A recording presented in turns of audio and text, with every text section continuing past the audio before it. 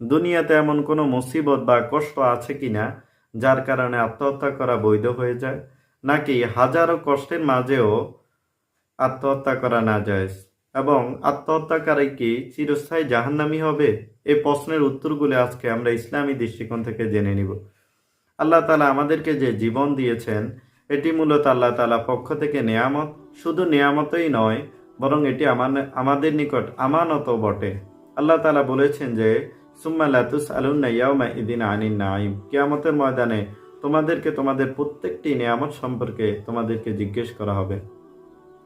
এবং আল্লাহ তাআলা মানুষের যে হায়াত মরণ দিয়েছেন, এটার উদ্দেশ্য তিনি বলে দিয়েছেন যে আল্লাযী খালাকাল মাউতা ওয়াল হায়াতা লিয়াবলুয়াকুম আইয়ুকুম আহসানু আমালা।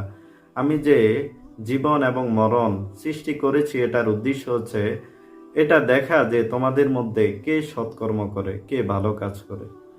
এবং তিনি এটাও বলে দিয়েছেন যে দুনিয়ার জীবনে মানুষকে দুঃখ কষ্ট মুসিবত হতাশা স্পর্শ করবে, এবং তিনি বিভিন্নভাবে মানুষদেরকে পরীক্ষা করবেন। ওয়ালানাবলুওয়ান্নাকুম বিশাইইম মিনাল খাউফি ওয়াল জুই ওয়া নাকসিম মিনাল আমওয়াল ওয়াল আনফুসি ওয়াস সামারাত, যে আমি তোমাদেরকে অবশ্যই পরীক্ষা করব দুঃখ কষ্ট, কখনো ক্ষুধার যন্ত্রণা দ্বারা, কখনো ফসলের ক্ষয়ক্ষতির মাধ্যমে।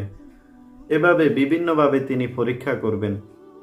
মানুষের জীবনে কষ্ট মুসিবত আসবে, এবং তিনি বলেছেন ইন্না মাআল উসরি ইউসরা, যে কষ্টের সাথে আবার স্বস্তিও রয়েছে।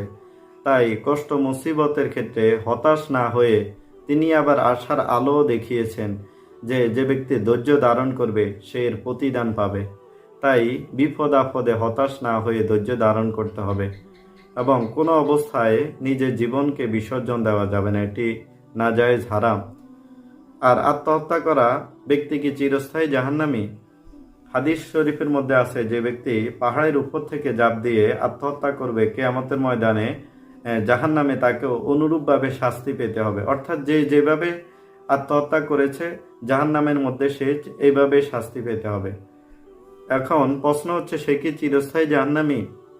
অন্য একটি হাদিস দ্বারা বোঝা যায় যে যার অন্তরে বিন্দু পরিমাণ ঈমান থাকবে, সে যদি যখন আত্মহত্যা করে তার ভিতরে যদি ঈমান থাকে, তাহলে সে কোনো এক সময় জাহান্নাম থেকে মুক্তি পাবে।